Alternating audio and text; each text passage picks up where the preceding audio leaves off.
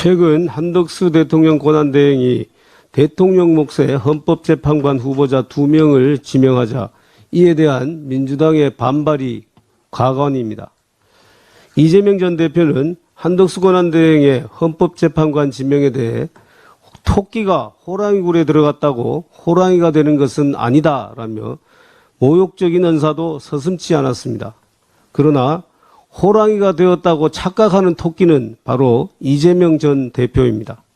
마치 대통령이 다 된 듯이 자신의 권한을 침해해야 했다고 노발대발하는 것 아닙니까?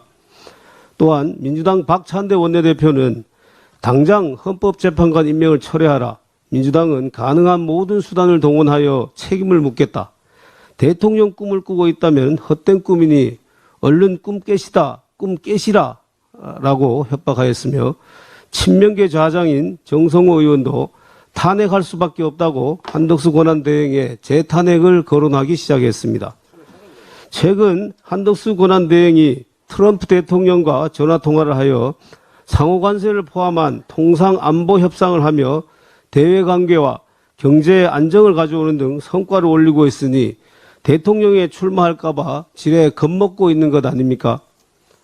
민주당은 헌법에 규정된 헌법재판관의 임기를 연장하는 등 명백한 위헌 법안들을 아무런 거리낌 없이 발의하면서 정작 한덕수 권한대행이 대통령 권한대행으로서의 정당한 권한을 행사한 것에 대해 시비를 걸고 있으니 참으로 내로남불이 아닐 수 없습니다.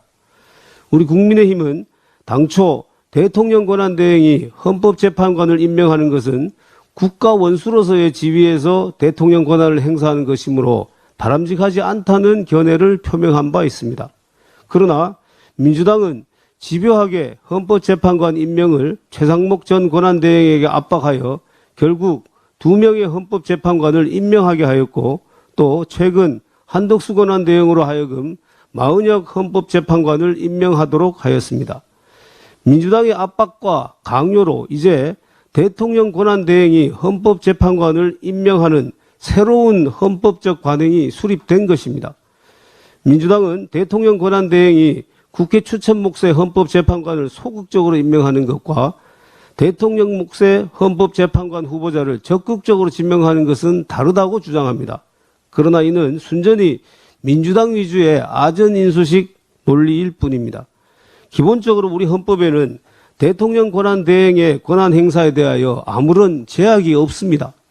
결국 헌법상 명문 규정이 없으면 관행에 의할 수밖에 없는 바 권한대행의 헌법재판관 임명에 대해서는 이미 3명의 재판관 임명 행위가 있었으므로 한덕수 대행의 헌법재판관 후보자 지명에는 아무런 문제가 없는 것입니다.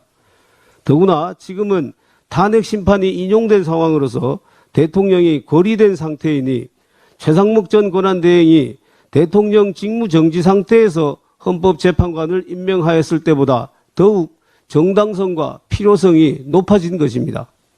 우원식 국회의장은 헌법재판관 후보자 인사청문회 요청안 접수를 거부할 것이라는 몽리는 그만 부리고 대통령 권한대행의 인사청문 요청에 따른 국회 인사청문 절차에 적극 응하기 바랍니다. 이상입니다.